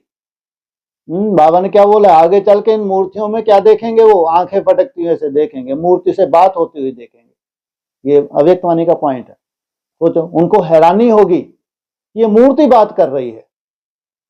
तो जरूर तुम चैतन्य अपने जड़ शरीर से निकल के उस मूर्ति में जाके प्रवेश करोगे। वो मूर्ति जलवा दिखा रही, और मूर्ति यहां तक भी बताएगी कि ये प्रैक्टिकल में कहां है। ये अव्यक्त वाणी का पॉइंट है। वो मूर्तियां तुम्हारा परिचय देंगी। तो ये है भविष्य की रूपरेखा, जो अव्यक्त वाणी का पॉइंट है। ये कि तुम इस स्थूल शरीर से सूक्ष्म शरीर को निकालते हो, फिर सूक्ष्म शरीर को तुमने वो जो मूर्ति है, चाहे देवी की है चाहे देवता की है, उस मंदिर में गए, उस मंदिर में अपने सूक्ष्म शरीर को प्रवेश कराया, फिर तुमने एक विजन बनाया, क्या वो मेरी मूर्ति है, वो मैं हूं, मेरे द्वारा इन सबको एक वाइब्रेशन मिल रहा है। इसलिए कहते हैं भैंस भैंस तो भैंस बुद्धि बन गया, है ना? ऐसा तुमने चिंतन किया तो यही तुम्हारा स्वरूप बन जाएगा। इसको कहें प्योर साइंस। हमारे चिंतन के ऊपर डिपेंड करता है, जितना तुम चिंतन करते हो वैसे ही तुम्हारा स्वरूप बनता है। इसलिए जितनी भी ड्रिल्स बनी हैं, ये है हमारे चिंतन का आधार। जितना जितना तुम चिंतन करते जाते हो वैसा धीरे धीरे तुम्हारा स्वरूप बनता है। फिर मुरली में 13 उपदेश की भी बात की है, 13 उपदेश दिए गए हैं। मुरली में नहीं, तो शीतलबन किस में हमने वहां बात की थी बड़ौदा में, उपदेश या संदेश, संदेश 13 संदेश नहीं 13 संदेश नहीं होगा। हमारी बात हुई थी ना कि 13 दिन की बात आई होगी। उस नहीं याद है। हाँ, संदेश में किसी संदेश संदेश, भी दिए थे आपने, रिपीट किया, एक बार बोला है आपने, हाँ जी, पर वापस हमारी वहां पे बात हुई थी तो ठीक है, मैं ऐसे हाँ बोली थी हाँ कि हाँ, भाई ये, साहब को कहेंगे वापस से वो रिपीट करे। हाँ जी, पर 13 संदेश थे, 13 संदेश नहीं क्या थे, था? संदेश कुछ आए बात हुई होंगे थी हमारी। उस वक्त। वो 13 संदेश थे, आपने रीति करे थे ना, अच्छा उसका बोल रहे हो कि ये इतने संदेश है, फिर आपने बोला था बाहर में इनको पढ़ेंगे। अच्छा ये अच्छा बात अच्छा थी। अच्छा, ठीक है क्या ठीक है। क्या? हम लोग क्या यहाँ ये संदेश होते हैं ना, तो ब्रह्मा कॉलेज में संदेश चले हुए हैं, उनको भी एक रिपीट करते हैं। उनमें कुछ ना कुछ, उसमें मेन तो है जो दादियों ने शरीर छोड़े हैं, आगे चल के भविष्य में उनको अपने इंडिकेशन मिलने हैं, अपने रियलाइजेशन भी होना है, मेन ये मायने हैं। बाकी तो खैर जैसे अव्यक्त माने उसी से रिलेटेड होते हैं। जैसे जगदीश भाई ने कब शरीर छोड़ा, वो जिन्होंने भाई, तो उनके कोई ना कोई संदेश हैं, तो उन्होंने फिर जन्म लिया, ये सबूत मिलते हैं मात्र। नहीं तो ये मोस्टली क्या होते हैं, सब कहाँ हैं, वतन में हैं। तो ये भक्ति मार्ग यहाँ हमारा केवल खत्म होता है कि वो एडवांस ट्रांस में ऊपर नहीं है, कहीं ऐसा एडवांस पार्टी ऊपर नहीं है। तो ये सबूत मिलते हैं कि ये लोग ऐसे ऐसे जन्म ले चुके हैं, तो उन्हें के शरीर छोड़ने की डेट्स हैं, तो उसी हिसाब से उनका जन्म भी हो चुका है। तो आगे जिस आते हैं उसको अपना रियलाइजेशन होना है आगे चल के। जैसे जगदीश भाई, उसको अपना रियलाइजेशन हो जाएगा क्योंकि उसका बर्थ हुआ है, तो वैसी उसकी रूपरेखा होगी, वैसे संस्कार भी होंगे। तो ऐसी जो दादी हैं उनको भी अपना अपना रियलाइजेशन होगा, इसलिए संदेशों को पढ़ते हैं। हाँ जी, हाँ जी, हाँ।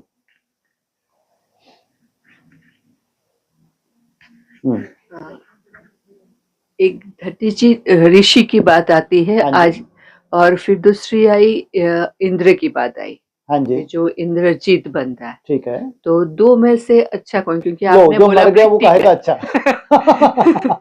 एक प्रैक्टिकल होना चाहिए। हाँ, नहीं, जो बेचारा मर गया वो अच्छा कहेगा, है ना, लेकिन उस अच्छे को, अच्छा ये आ रहा है, अच्छा नहीं तो आवाज नहीं जाएगी। हाँ हाँ।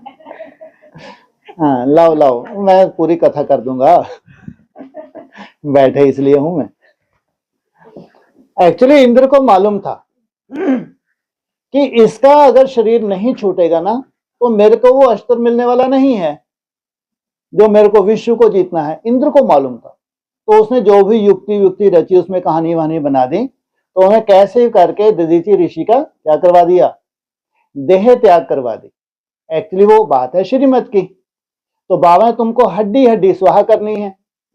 तो कोई ऐसी आत्मा जिसकी बुद्धि में बैठ जाए हड्डी हड्डी स्वाहा, माना कुछ भी ना बचे, माना ना मांस बचा ना कोई हड्डी बची, तो क्या बचा, आत्मा बचा।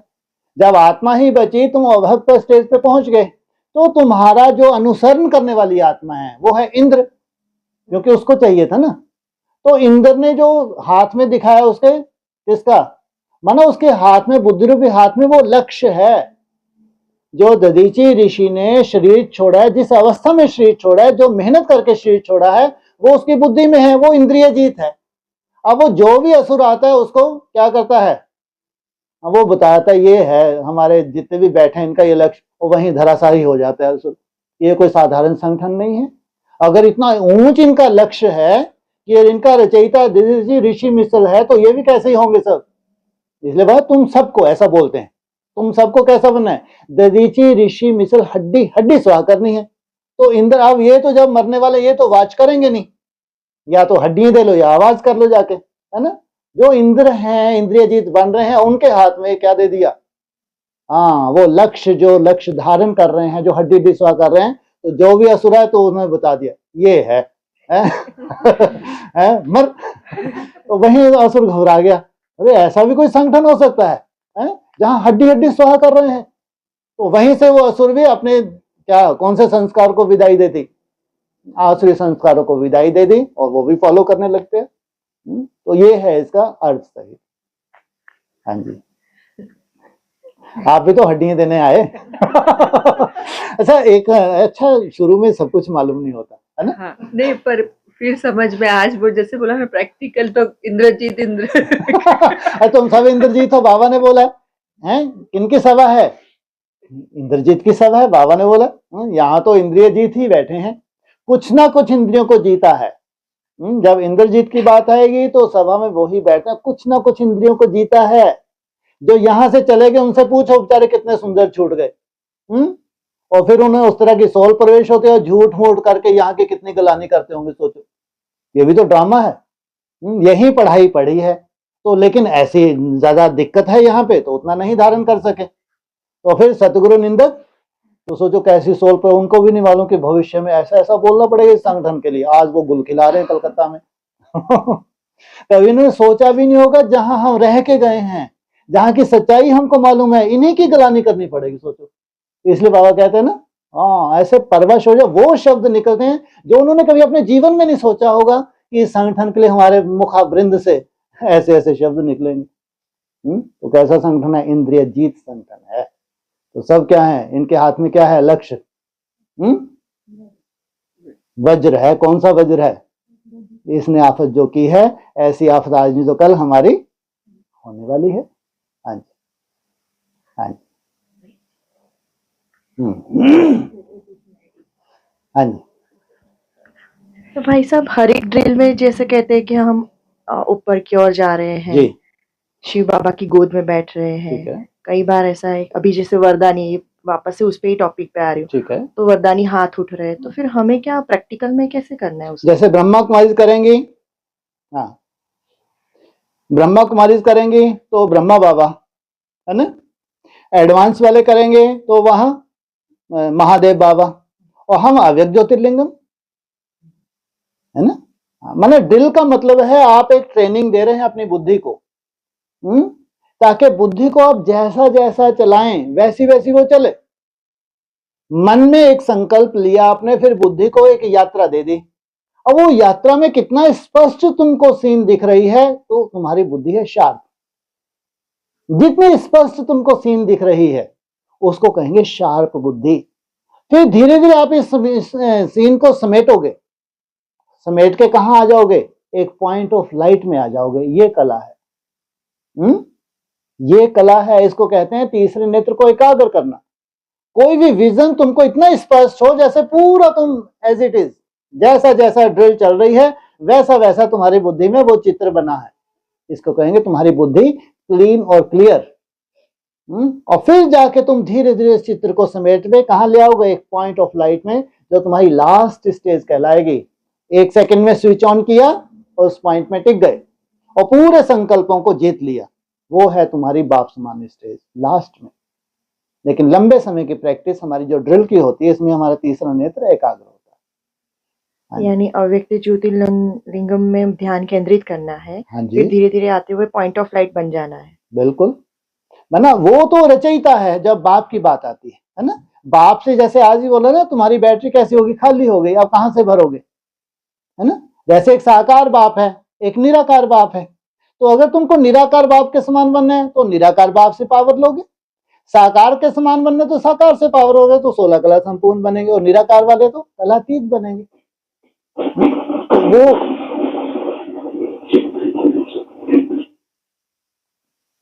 हाँ जी, आप कुछ बोल रहे थे, पूर्ण यही ऐसा था। करके। हाँ, तो वहां जो आपने जो निराकार बाप का जो विजन बनाया है ना, निराकार जो ब्रह्मा कुमारी में होता है ना, वो परमधाम लाल प्रकाश में एक बिंदी को देखते हैं, उस बिंदी से किरणें लेते हैं, तो वो शिव बाबा।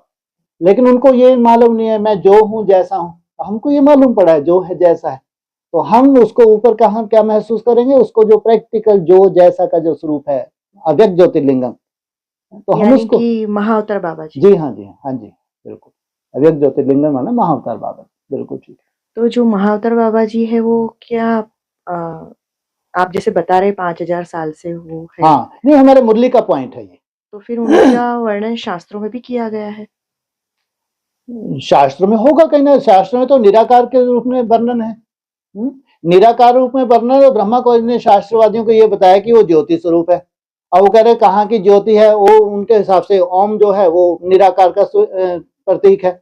फिर ब्रह्मा को ने बताया, देखो गीता में भी लिखा है, वो ज्योतियों का भी ज्योति जो माया से अत्यंत परे है, जिसे तत्व ज्ञान के द्वारा ही जाना जा सकता है, ये सार रूप में आ गया, तो शास्त्रों में है ये, है ना। लेकिन अब बात आती है सिख धर्म, साफ से आखिरी धर्म है जिसका मुरलियों में जिक्र आया। केवल सिख धर्म में और भी होगा, उसमें ज्यादातर है अकाल मूर्त। सिख धर्म में ही है ये, और इसको अक्सर रिपीट किया गया है मुरली में, अकाल मूर्त। तुम सब अकाल हो लेकिन मूर्तिमान नहीं हो। लेकिन अकाल मूर्त, जैसे गीता का भी रेफरेंस देते हैं, बाबा भी बोलते हैं ना, तो अकाल मूर्त माना कोई शरीर होना चाहिए मूर्त माना शरीर, तो वो निराकार अकाल मूर्त है। हम लोग ब्रह्मा कॉलेज में कहते हैं वो बिंदी है, तो वो मूर्ति थोड़ी है भाई। वो निराकार है लेकिन बिंदी नहीं है, सॉरी मूर्ति नहीं है।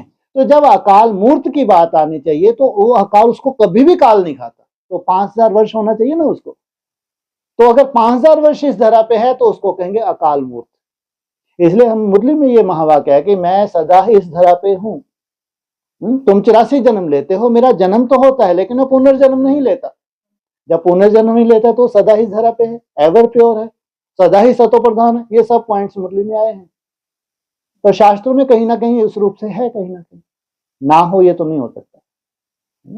हाँ जी। एक क्वेश्चन ऐसा आता है, सूक्ष्म वतन और एक संभाला, हाँ जी, हाँ हाँ। तो ये दो में क्या फर्क?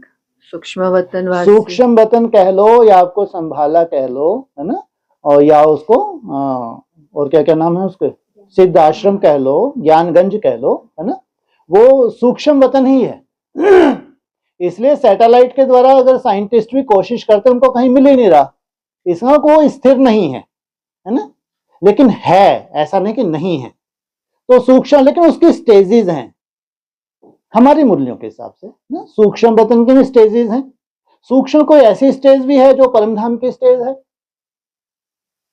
जहां से सब आत्मा इस धरा पे आते हैं। तो उस संभाला का एक ब्रॉड विराट स्वरूप है, कोई छोटा नहीं है। वो इस अंतरिक्ष में नहीं है जहां तक हमारी साइंस पहुंच सकती, यहां नहीं है। इसलिए जब हम ये जो हमारी सृष्टि है इससे जब डिटैच होते हैं तब हम उस सूक्ष्म वतन में जा पाते हैं, वहां हम परमधाम की ऊंचाई, जबकि हमको तो परमधाम तक जाना है, केवल सूक्ष्म वतन तक नहीं। लेकिन ये सब अव्यक्त है, इसलिए कहा जब तक तुम व्यक्त हो तब तक ये बातें ऊपर से जाएंगी, लेकिन जैसे तुम अव्यक्त स्टेज पकड़ोगे फिर तुम्हारा ये लक्ष्य हो जाता है, वहां हमको जाना है।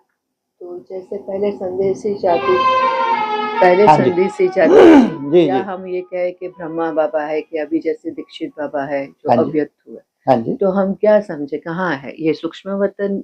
नहीं, कोई भी नहीं है सूक्ष्म वतन में सिवाय ब्रह्मा बाबा के। संदेशी जब जाती थी वतन को ही खत्म कर दिया था 40 वर्ष के बाद। इसलिए बोला ये संदेश जो लेने हैं ये तो एक तरह से भक्ति मार्ग की शूटिंग थी। 40 वर्ष के लिए रचा था, क्योंकि अब जरूरत नहीं, अब ज्ञानी तो आत्मा आ रही है 76 में, वो ये सब खत्म कर देगी, क्योंकि एडवांस में ये चीजें नहीं होंगी। उसमें इसे बोला था सूक्ष्म वतन को 40 वर्ष के लिए रचा है, क्योंकि 76 में जब मंथन होगा तो ये सार निकलाएगा कि सूक्ष्म वतन कभी था नहीं। वो तो आपको मैसेज देने के लिए इमर्ज किया जाता था, सीन को, सीन इमर्ज करते थे और फिर उसके आधार से मैसेज दे देते थे। इसलिए कहा ये संदेश हमको, ये सबूत मिलते हैं व्यक्त होने की, दादी जन्म ले चुकी हैं। तो जो इमर्ज करते हैं वो क्या है, जैसे साक्षात्कार होते हैं वैसे उनको सूक्ष्म रूप में वहां इमर्ज किया जाता है। लेकिन वो सूक्ष्म वतन जहां आपको जाना है वो अलग है, वो तो प्रैक्टिकल है। ये प्रैक्टिकल नहीं था, ये तो एक मैसेज देना था। लेकिन जहां आपको जाना, उसके लिए अव्यक्त वाणी जैसी चलनी शुरू हुई, वहां उन्होंने बोला तुमको जीते जी सूक्ष्म वतन में जाना है, शरीर छोड़ के नहीं जाना है। बाकी सूक्ष्म वतन में जैसे यहाँ हमारे यहाँ जितने, ये तो जन्म लेती हैं, बाकी सूक्ष्म वतन को दुनिया के हिसाब से, जैसे बरमुडा ट्रायंगल है वो भी तो सूक्ष्म है, लेकिन वहां पाप आत्माएं हैं। जितने ऋषि मुनि है वो सूक्ष्म शरीर से हैं, आज भी मौजूद हैं, तो वो सूक्ष्म वतन है, माना है। इस अस्तित्व को दुनिया, पूरी दुनिया मानती है। हाँ जी। और ये जो संदेश की बात थी जो मुझे अभी क्लियर हुआ हाँ कि जी, जो ऐसा था कि जगदीश भाई के संदेश हमने पहले 13 पढ़े दिन थे। का वहां हाँ, जिक्र आया था। हाँ, यस यस। तो ये बात थी कि वो हमें हाँ। वापस एक बार सुनना था, जो आपने वहां पे बड़ौदा आए थे तब एक अच्छा। पूरी पढ़ाई करी थी, पर वो वापस एक बार सुनना था, तो ठीक वो है। डिस्कस हुआ था हमारा अच्छा, कि ठीक है। भाई साहब को हाँ बोलेंगे कि एक हाँ, बार वापस करें। उसमें कल इतना ही था कि ये जगदीश भाई ने, बहुत तपस्वी आत्मा, ठीक है, अपनी तरह तपस्या की है। अब जो एक अष्ट देवों में उनकी गिनती होती थी, रत्नों में चलो एक ही, वहां तो रत्न और देव एक ही बात होती है। और वो आत्मा ने तपस्या तो की है, साधारण नहीं थी, लेकिन उनकी गिनती होती थी। ब्रह्मा का जब आश की बात आती, जगदीश भाई का नाम आता था। फिर जब उन्होंने शरीर छोड़ा तो सबसे पहले उस मैसेज में ये आया है कि मेरे को जो मेरा लक्ष्य था वैसी सेवा मैं नहीं कर पाया, ये उन्होंने उसमें ही बोला है, मैसेज में ही है। फिर यही बोला कि जब लंबा समय ये बेचारा बीमार रहा ना, हॉस्पिटल में, तो इसकी बहुत इच्छा थी कि खा नहीं पा रहा था, तो सबसे पहले तो बाबा ने उसको खिलाया। इससे भी एक सूक्ष्म स्टेज में अगर आप टिके, और मालूम पड़ता है कि अगर इच्छाएं हैं आपकी तो वैसी ही गति होती है, इच्छा मात्र अविद्या नहीं है। खैर इस बात को कोई बहुत ज्यादा वो मायने नहीं रखती है। लेकिन फिर ये बताया कि 13 दिन तक, दादी प्रकाश मणि के भी ये बोला था कि 13 दिन तक बाबा ने उनको सूक्ष्म वतन में रखा, फिर उनको अपने कुल में भेज दिया। इसका मतलब इनका अपना अपना सेवा का फील्ड है, वहां जाके जन्म लेंगे, फिर से अपनी तरह के जो संस्कार है वैसा पुरुषार्थ करेंगे, फिर ये अपने अपने ग्रुप्स में जाएंगे, वहां से बाप को प्रत्यक्ष करने के निमित्त बनेंगे। क्योंकि वो फाइनल नहीं था वो जो पुरुषार्थ था, लेकिन अपना अपना पुरुषार्थ किया है। अब फिर जन्म लेके उनके वही संस्कार होंगे, फिर अपना जलवा दिखाएंगे, लेकिन उनके अपने अपने ग्रुप्स हैं। इसलिए दादी प्रकाश मणि ने स्पष्ट बोला था अब ये अपने ग्रुप में जाएगी, है ना। जरूर जगदीश भाई का भी अपना ग्रुप होगा, तो अपने अपने ग्रुप में जाके फिर ये उन ग्रुप में, फिर जैसे भी आगे चल के प्रत्यक्षता की सीन होगी, निमित्त बनेंगे। हाँ जी।